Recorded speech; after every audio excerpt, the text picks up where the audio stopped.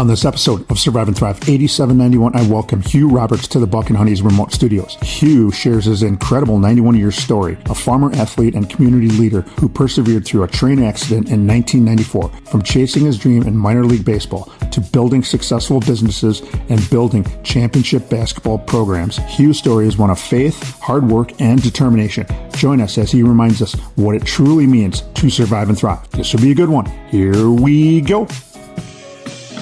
Good morning, good afternoon, good evening. What is up wherever you are, whatever you're doing? I hope you're having a great day.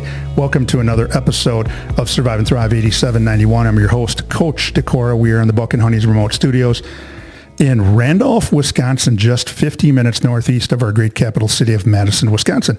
You can listen to the podcast on Spotify, Apple Podcast, iHeartRadio, and YouTube at Survive and Thrive 8791. And you can follow the podcast and get access to previous episodes on Facebook at Survive and Thrive 8791. The podcast, don't forget to hit that follow button wherever you listen to the show. Leave me a comment if you liked what you heard. If there's a topic or you know a guest who would love to share their story, email me at tdecora.com. Glad you could join us. Our mission is to share conversations.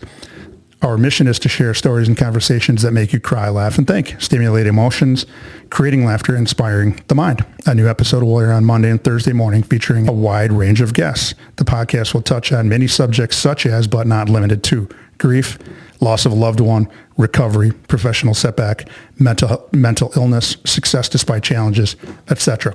Our guests will share how they learn to survive and thrive. Before I introduce our esteemed guest to my left, if you're looking at the camera, it's to my right, I need to highlight the upcoming Survive and Thrive 8791 Mental Health and Recovery Conference taking place in Madison, Wisconsin. Join us on Wednesday and Thursday, October 29th and 30th, 2025 at the Ho-Chunk Nation Madison branch office. This powerful two-day event will feature several speakers who will share their stories through mental health and addiction challenges and how they've learned to survive and thrive. You can register for the conference on our website. If you're a business or an advocate of mental health and recovery, we invite you to partner with us through sponsorship opportunities. Our website is Survive and Thrive 8791. This is our guest and episode intro. And according to the internet, and the internet is always right, correct, Hugh? Right. There's a chuckle and a laugh. In my house, Hugh, I don't need the internet. I don't need the World Wide Web. I have my wife, Sarah, and she's always right. Yes, you're right there, and Tim. you probably have Jane, and she's always right. I married Mrs. Right. Yes. According to an AI, artificial intelligence overview, in a given year, the number of people involved in the U.S. in a car versus train accidents vary, but is generally low, often involving around 100 fatalities and fewer than 800 injuries, with most victims being vehicle occupants, not railroad employees or train passengers. For example, in 2023, there were 2,196 collisions, resulting in 787 injuries and on an unknown number of fatalities. Today, I welcome Hugh Roberts, the legend in the state of Wisconsin when it comes to basketball, to the Buck and Honey's remote studios. Hugh grew up on the family farm in Randolph, Wisconsin, where we are sitting today, and attended Randolph High School. And as a proud Rocket class of 1952, after high school, Hugh had a passion for playing baseball and chased that dream through the minor leagues. In 1961, as the oldest son, he came back to run the family farm. He would continue to play baseball in various leagues, would eventually start coaching youth sports, and we're all glad for that, giving back to the community of Randolph in a huge way. Today, I'm so glad he could join us. Hugh Roberts, what is up? Well, we're hanging in there, Tim. We're getting older, 91 years old now, and still at it, enjoying life, do what we can. But, of course, we're limited to what we do now. Yeah, and that's okay. But yeah, you've lived a fulfilled life, but I'm sure there's probably still a couple things you'd maybe like to cross off the list. Yeah, there's, I've had an interesting life, Tim, and a good life. But the reason I have such a good life is because I married Jane, who is an unbelievable woman. And that's where it all starts. Well, I originally thought that you might have been one of the nicest people I've ever met on planet Earth. Well, thank you, Tim. And then I met your wife, Jane, and I think she might have you just beat by just a little. She's 1A and you might be 1B. So well, she's a good one. She is. We're going to talk about her in a little bit. How was your summer? What do you do in the summer? Actually, Tim, in the summer I mow lawn. I got 6 hours of mowing here. I do the ditches and I do all around my farms. Other than that, I watch what I'll do. I'll tape the Brewer game and then watch it the next afternoon after I get done mowing. So I'm pretty much into the Brewers and that type of thing because I do love baseball. I like all the sports, but I guess baseball is my favorite. Well, good looking through what your daughter had drafted up, and she must have been asking you some questions about some things that went on before she was born, and you started to chase that dream of playing ball. Did you ever have a dream of playing for it would have been the Braves back then? Oh, yeah. I thought I was good enough to go, but evidently I wasn't, Tim, and it was a setback, but that's part of life, and you go on. Unfortunately for the rest of the family, you've got kind of I don't know if it's a lifestyle or if it's just what families used to do back in the day and we'll talk about this in a little bit, that when your father passed, the torch kind of or the baton gets handed to the oldest son in the family, and you came back and you would take over the farm, which we'll get into in a little bit. Mm-hmm. Any vacations planned, or did you take any vacations? No, Tim, I tell you, I really don't like vacations. With the basketball team, we did a lot of traveling, and that's really the only vacation I've taken. Although my wife and I did do some before we had children, when we first got married, but basically I don't really like a vacation. I think I was like you when my kids were growing up and playing travel basketball or AAU. Our vacations were to Indianapolis, Champaign, probably Milwaukee, and then a big tournament, Las Vegas or North Carolina. And probably just like you got to see a lot of places that you probably wouldn't have gone to, but basketball took them to you. Yeah, that's true, Tim. We did a lot of traveling, and it's unbelievable what a parent will do to get that kid to play basketball. I mean, the money they spend, I can hardly believe it.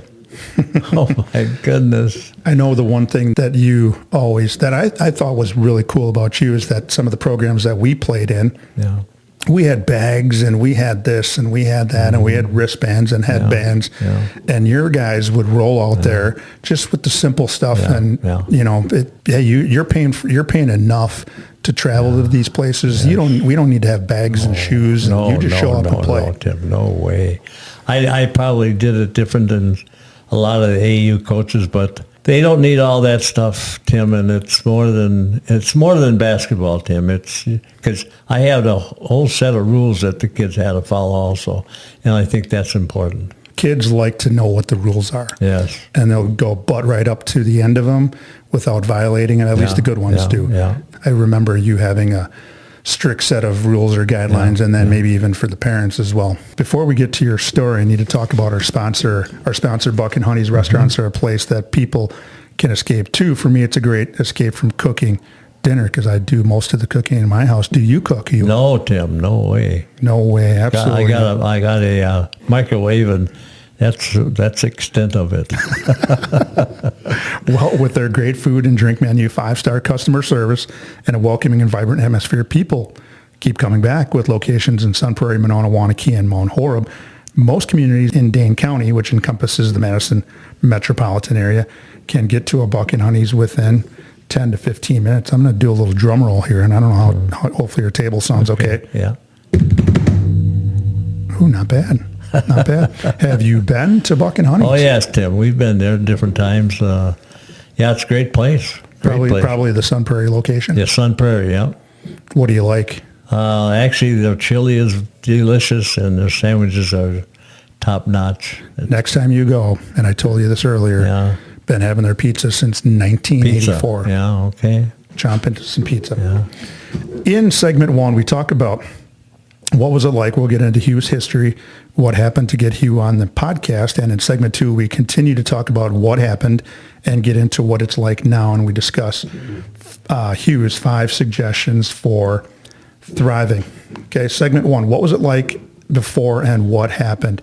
You were raised in Randolph, Wisconsin, Yes. in a completely different era, even more so than me, the mid 30s and 40s. Tell our listeners what life was like growing up, because I don't know about this part about you. It was altogether different, Tim. The life on the farm, there were 10 children, 6 girls, 4 boys, and life was hard. I mean, the work was very hard. In fact, my father never owned a tractor with a loader on. Everything had to be done by hand. In the winters, we would shovel the snow, shovel the driveway, and we have a pretty long driveway. I just came up that driveway. Yeah. It is pretty long. Yeah.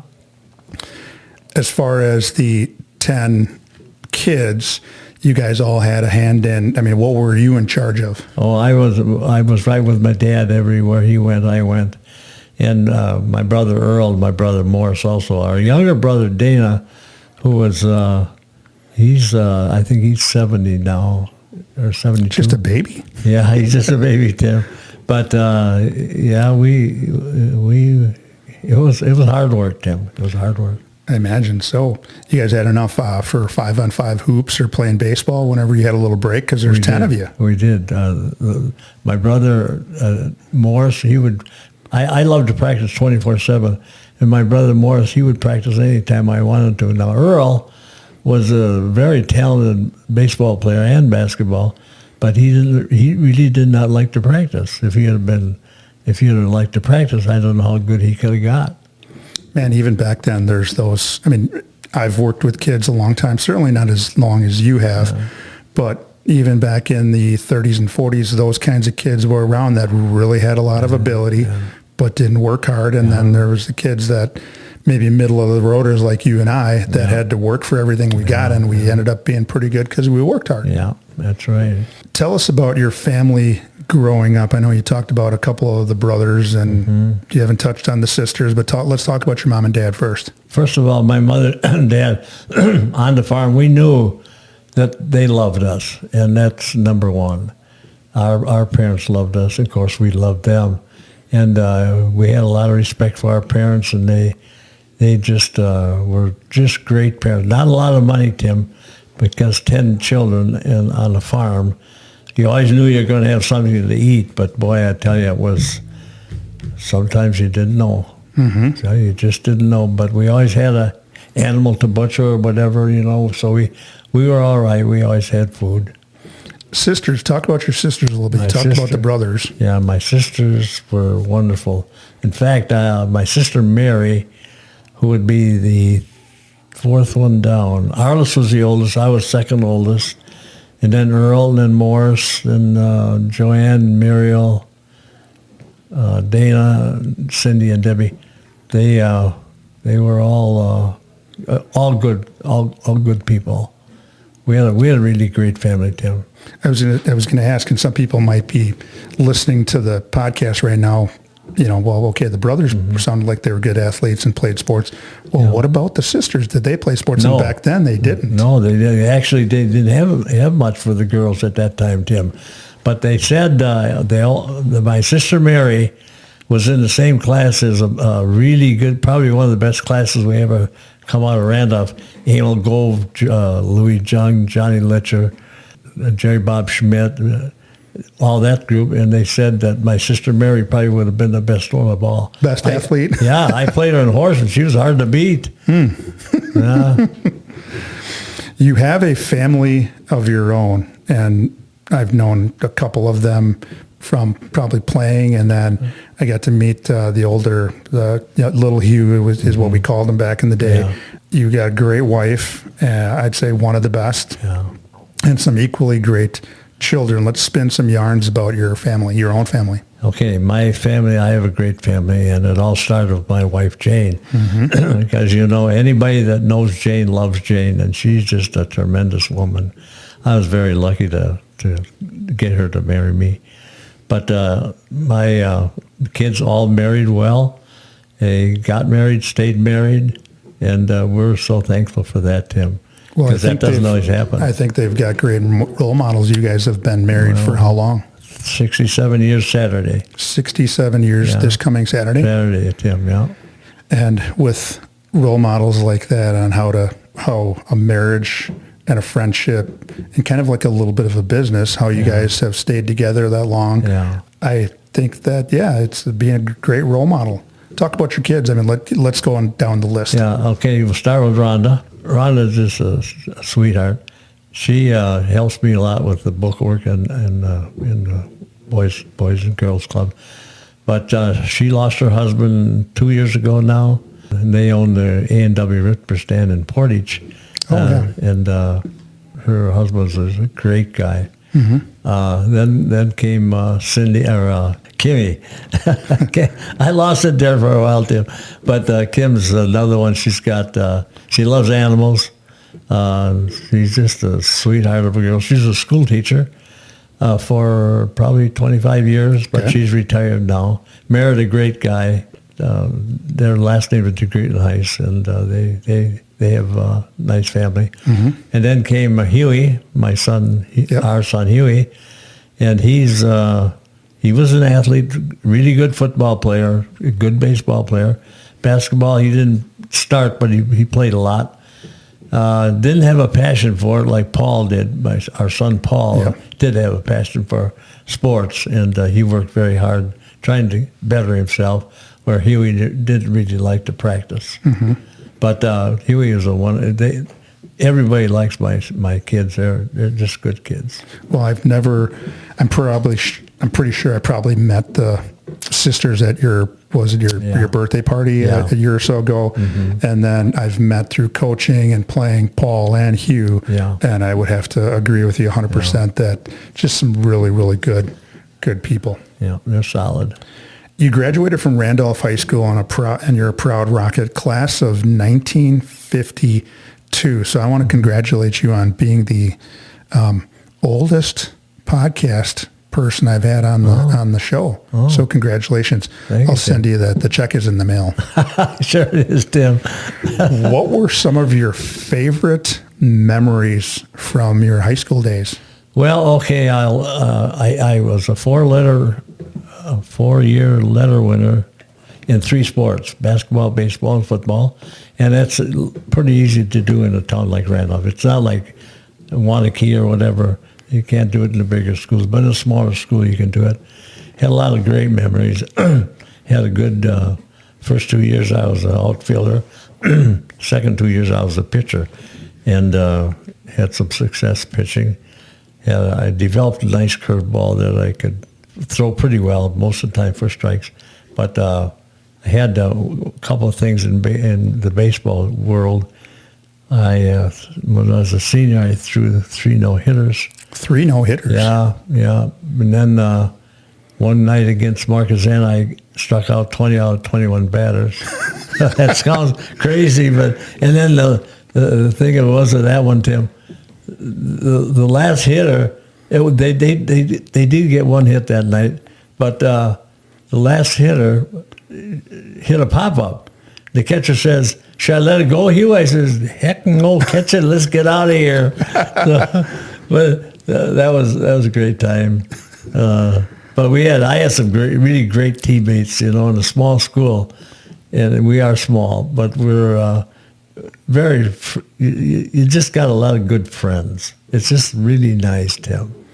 Well, yeah, you go around and the kids you played maybe football with, you put the football pads away, and then it's time to get the basketball shoes on. And you need guys in a small school. You need everybody to probably play. You do, Tim. And to field a team, and then baseball comes around, and you need 9 people and plus some subs. Mm-hmm.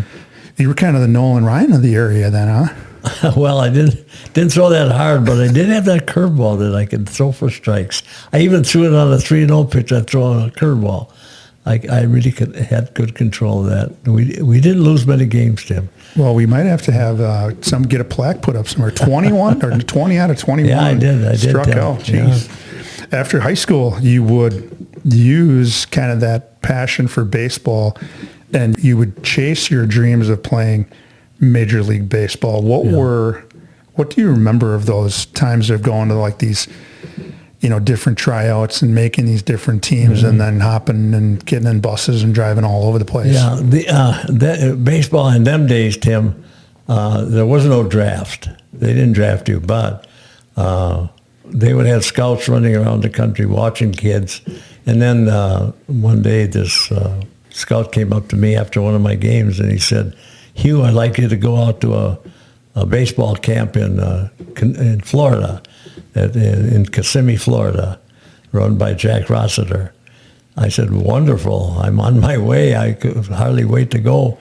So I got on the bus, and I think I was on the bus 3 days, and all alone. I was 19 years old, and went to Kissimmee, Florida, to that baseball school, and there was probably 200-300 kids down there trying to get signed, and I was the first one they signed out of that school. I was really doing well, but it was my dream, Tim. It really was my dream.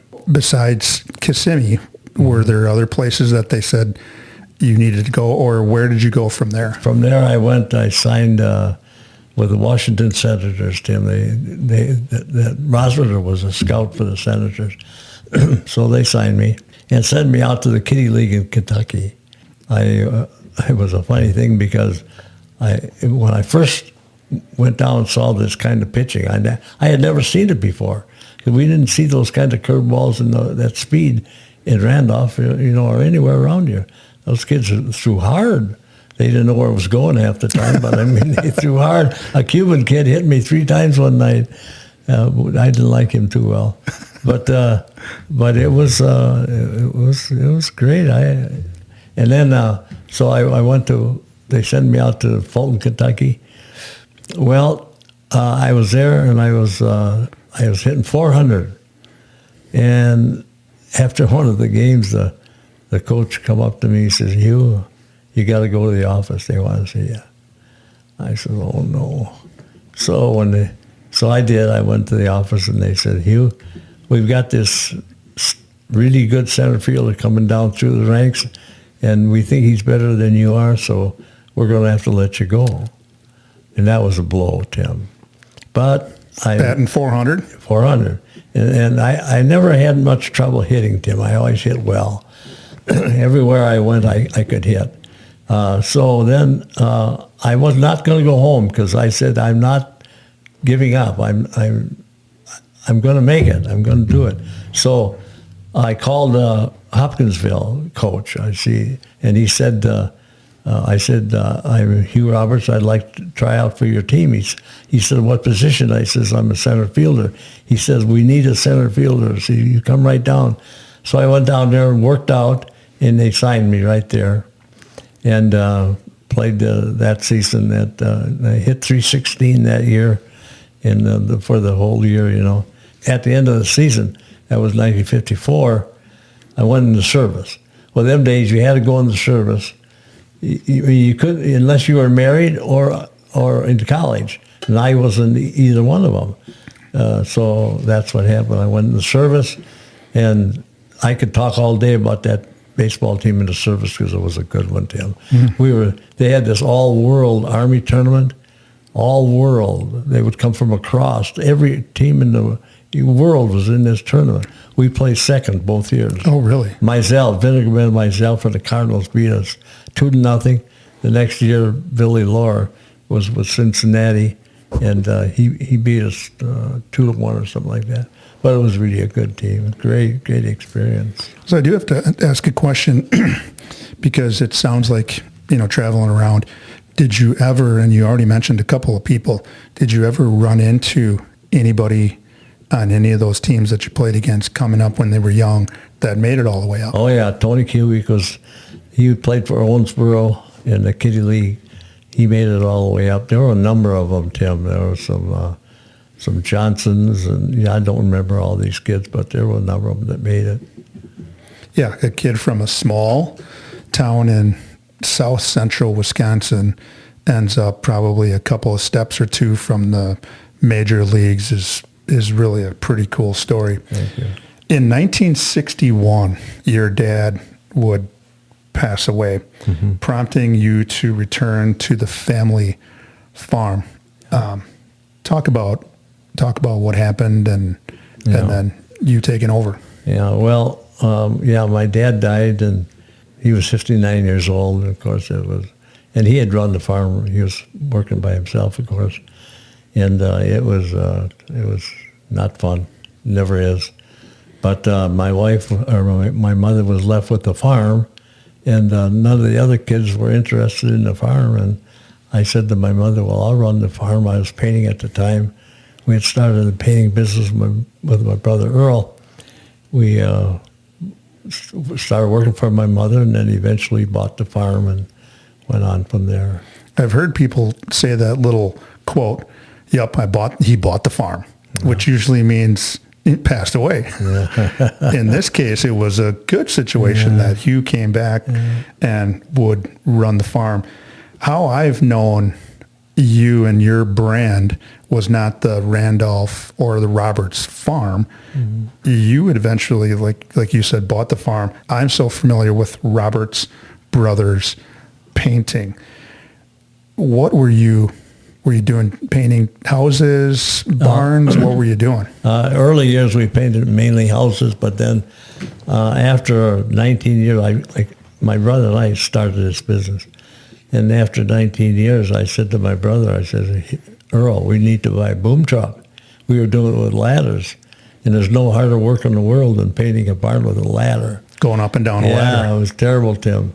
So we did that, and that changed the whole business. Then water blasting came in. We cleaned that. Good way to clean the buildings, and it's just it worked out great. Well, what I'm familiar with is not the painting, but we're going to talk about it here in a little bit. I'm familiar with Roberts Brothers painting, AAU juggernaut that you had through the 90s and early 2000s. And, people would say, who are these kids coming out here? They just got mesh jerseys and mesh. They don't have bags. Their shoes don't match. I got a coach who is screaming and yelling on the sidelines. And they're winning these tournaments all the time. Who the heck is this Roberts Brothers painting? But we'll get into that here in a little bit. All right, yeah. Because our listeners want to hear the rest of your story, I need to talk about the sponsor one more time. Buck and Honey's has been with the Survive and Thrive 8791 crew since the beginning, with 4 locations in the Madison area. One is always near. People ask, why Buck and Honey's? Owner Tom Anderson places a high priority on the mental health of his employees. He has a mental health professional available for them should they need support. I don't know how many businesses go above and beyond their EAP, Employee Assistance Program, but Buck and Honey's does. In 1994, on a cold, icy January day, Hugh Roberts and his wife Jane were involved in an accident that caused quite a stir in Randolph and eventually kind of the basketball community. Hugh is here today, thank goodness, to tell us about that day and the days and weeks and months that followed. So please stay tuned. Don't change that channel. You're not going to want to miss segment 2 of Survive and Thrive 8791. We will be back. If you, a loved one, or someone you know is experiencing a physical, mental, or emotional crisis, there is help and resources out there. Contact NAMI, the National Alliance on Mental Illness Helpline, at 1-800-950-6264. This is a free service providing information, resource referrals, and support to people living with a mental illness, their family, providers, and the public. United Way 211 is available 24/7, 365 and offers free confidential assistance. They connect people with the local programs and services that can help. Dial 211. Emergency Crisis Services, dial 911. The Suicide Prevention Lifeline, dial 988. To connect via web, chat, visit suicidepreventionlifeline.org. Along with those numbers, there is help. You just need to say 3 words. I need help. Now, back to the show.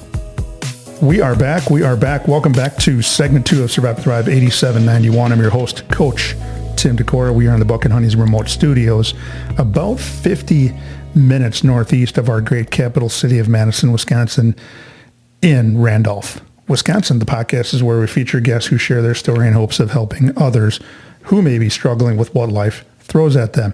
In 1994, Hugh Roberts and his wife, Jane, were involved in an accident that could have taken their lives, but it didn't. He will share how he and his wife survived and thrived during that time. Okay, it's January 1994, and your daughter sent me sort of the description of kind of what happened, and she sent me it was cold, it was icy, it was a winter day. Tell us what happened on that day. Well, we were going to a funeral, Tim. One of my good friends' father had died, and we were going to the funeral. Well, it was 17 below without the wind chill. 17 below? 17 below, Tim. And we had to go. We went to town and came to a railroad crossing, which I crossed hundreds of times. We got almost to the track, and my wife hollered, "Hugh, there's a train." So I swerved away from I don't know if I was thinking about this. I must have been, because I swerved, so if we did get hit, it would be my side to get hit. I didn't want Jane to get hit. So I thought of that, of course. And we got hit, and then the train dragged us down the tracks about, maybe a mile or so, maybe half a mile.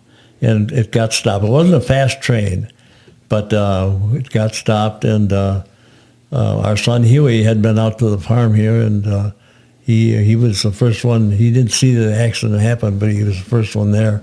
And I remember I was going in and out. I was, conscious and unconscious, and he was in the back seat trying to get me to get right, Mm-hmm. Of course, that wasn't going to happen. So they med-flighted me right to Madison.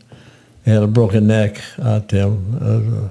And Jane had many injuries too, and she went to the hospital at Columbus, I believe it was in Columbus, for 2 weeks, either Columbus or Beaver Dam.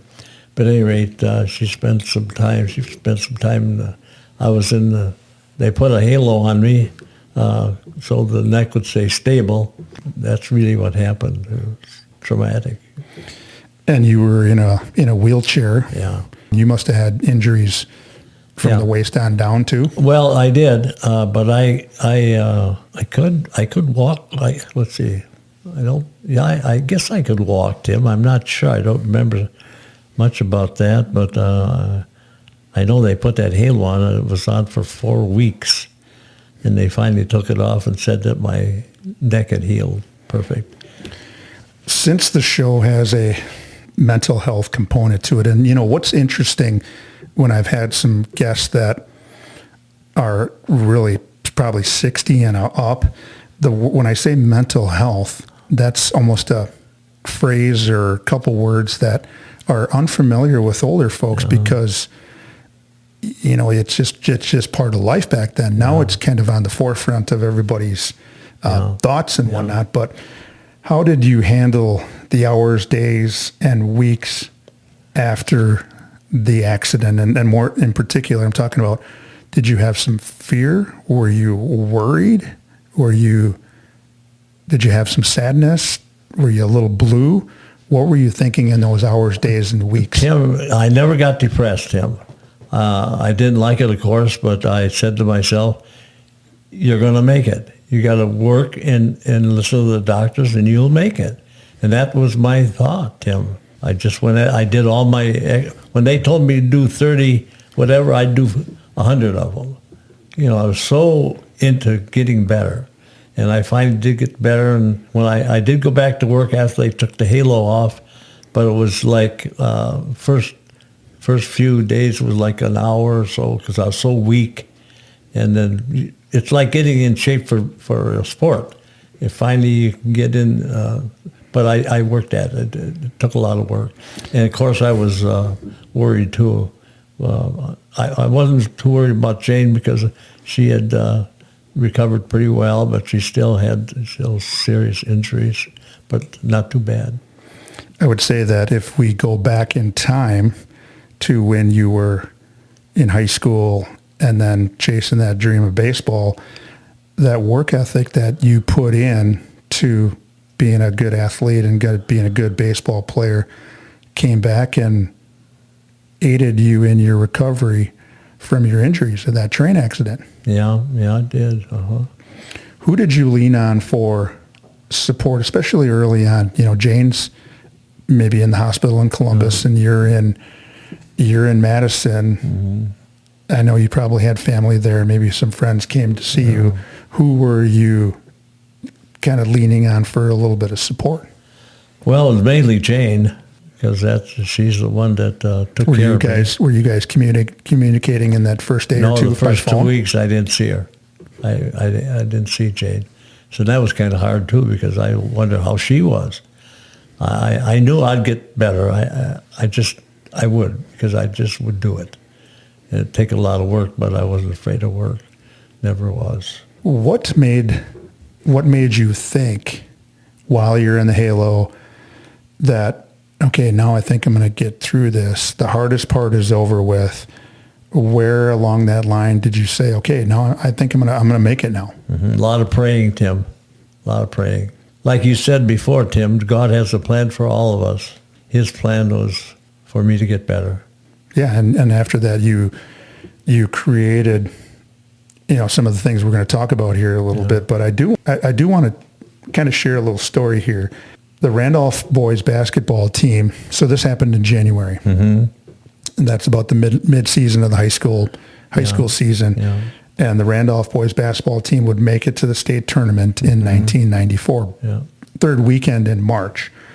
And this is before really the internet took over and how we know things. We know things about everybody and anyone, wherever we can find it out. I saw you parked across the field house in a wheelchair, and I'm thinking to myself, what the heck happened to Huey? And what was the most touching thing was all of the kids on the Randolph team that year, when they came out, they might have waved to a parent. Yeah. They may not have waved to a parent. They gave Hugh Roberts a high five. And I'm getting tingly right now, kind of talking about it. And probably one of those young guys was our head basketball coach in Wanakee. Tyler Selk was a freshman on that team, I believe. Yeah. Tell us about how that made you feel. Well, they kept running over, and here the whole game, I said to myself, what are these guys doing? And they all came and just shook my hand. I tell you, it was what made me cry, Tim, because I was kind of weak anyway at the time. I think emotions were probably running high, and I don't think they expected to be in the game because playing on the other team was a gentleman by the name of Sam Oakey, who you and I know really well, and the rest of the state does, or some people may not remember, but by gosh, I think the Hugh Roberts kind of thing had a little bit to do with how Randolph, they took him to overtime. Tim, we went overtime with them, but Sam was just too much. But Tim, there was a play in that, I don't know if it's Sam or who it was, stepped out of bounds, and the referees missed it. And that changed the game. But to get us into overtime, we had this Keith Miedema, a nice player and a wonderful person. He had a three right at the buzzer to tie the thing, and so we went overtime. Well, I sure hope that some of the Randolph people are going to be listening to the podcast, or maybe they're listening right now. They're not listening right now, but they're on their drive into work or whatever. Yeah. Hey, you got to listen to this podcast. Hugh was on there, and he talks about that 94 team that could have won the state title had somebody not stepped out of bounds and got away with it. Yeah, we're still in counseling after that one, aren't we? Right around that time, AAU travel basketball started to take off. Yes. You already had the Randolph boys and girls basketball club going strong. And we're going to even go back a little bit here. That's how you and I met back in 1980 or 81. Yeah. There were really probably a handful of public schools that were traveling around outside of the, regular school season. Yeah. And that was the Dells, led by Ron Flock. Yeah, Ronnie Flock. And Randolph. And we'd go to these parochial tournaments, the church school tournaments, and the only public schools that typically were there were Randolph and the Dells. Sure. So we know about the Randolph Basketball Club, but what prompted you to get into the AAU travel circuit? Well, when I started with the youth program in Randolph in 1977, John Cresho and Eddie Cresho, brothers, helped me get started with that. The AAU, I kept hearing AAU, and I never knew what it was. Well, then, all of a sudden, in 1985 is the first year that was in Wisconsin. A guy by the name of Mel, he worked for Sears and Roebuck. Mel something, a really nice person. But he started the AAU in the state of Wisconsin. Of course, we got in it right away. We were the first ones in there. And stayed in it till just a few years ago. We hung it up. Well, we just didn't have teams anymore because everybody got kind of old. But that's what happened, Tim. Well, like I said earlier, traveling around and watching some of my players when I was coaching basketball, I'd go to watch them play in the spring and in the summer, and I ran into a familiar face at all these tournaments. A lot of time was you and the Roberts brothers paintings team. Yeah. And you guys were traveling all over. You were in Vegas, you were in Tennessee, you were in Indianapolis, you're probably in Georgia. I mean, you were all over, not probably taking a dime from the parents like a lot of guys do. Didn't have all of the bags, didn't have all the matching shoes. You just went out there and coached them and played hard and won probably a lot more games than you lost. Yeah. Oh, yeah. Well, the Fort Wayne tournament, the Run and Slam, one year my ninth graders and my juniors both won the title. That was a kind of a thrilling time for us, too. Well, I'm going to ask you a question because some people might be listening that are huge basketball fans in the state of Wisconsin. Give me your top 5 kids you had an opportunity to coach and work with in your years, girls or boys, outside of family, because I know you'd probably toss some family kids in there. Well, the 5, there were so many of them. Of course, Greg Steensma ended up playing for Boston. Yeah. I got in the NBA, a kid from Randolph, and Ryan Tilma, one of my really favorite boys, played at Green Bay. And then there was Tyler Selk, of course. There was Ben Stelzer from Manitowoc Roncalli, just a tremendous player, good shooter. And his dad helped me coach, and John Stelzer. And I always said I'd never respected a man more than I respected John Stelzer. He's just an unbelievable person. Family man, great family man. Worked at the Roncalli High School, and and he was quite a football player himself. He played at St. Norbert, I believe. Well, Kevin Flagler, of course, Kevin Flagler averaged 40 points a game as a senior in high school, as you remember. And he was on our team. But there was so many. I'm leaving some out, but I do have to tell you one story, Tim. We were at the Hugh Roberts Classic, and that's the one they put at the Dells. Up in the Dells, for me. At any rate, there were 50 college scouts, coaches there. Bo was there, all the big ones, because they were after this Dakota from Menominee Falls. Yep. Nice player. And he was all right. Oh, yeah. I had a nice team, too. I had Mark Hart from West, Oshkosh West. I had Sam Mader, just a Hoyer from Beaver Dam, and Sheldon from Beaver Dam. But a nice team. And, of course, their guys were kind of nervous because all the scouts were watching them, And we got on them pretty hard, Richie Davis' group, and they were good. Because Richie would always get the best players in the state. And but we beat them. We jumped out 19-4, and then 28-8, and we just kept building. I think we ended up beating them by 19 points, so that was a big win for us. Well, that Dakota kid, I think, ended up being top 5 or top 10 player in the whole country. Yeah, and then went to North Carolina. But that's the epitome of your teams at Roberts Brothers Painting. I think is that other teams might have had the best players or 2 players in the state of Wisconsin, but we hung with them. You always had good players, and you always got the most out of them. Yeah, my guys, I always, when I would get a kid on the team, Tim, I never would tell them that they could play Division I when they weren't a Division I player. I had to be truthful with them, and it was hard sometimes. Because their fathers, they all think they're D1s, but they aren't all D1s. It takes a special player to be a D1. But I just couldn't lie to the kids. I just wouldn't do it.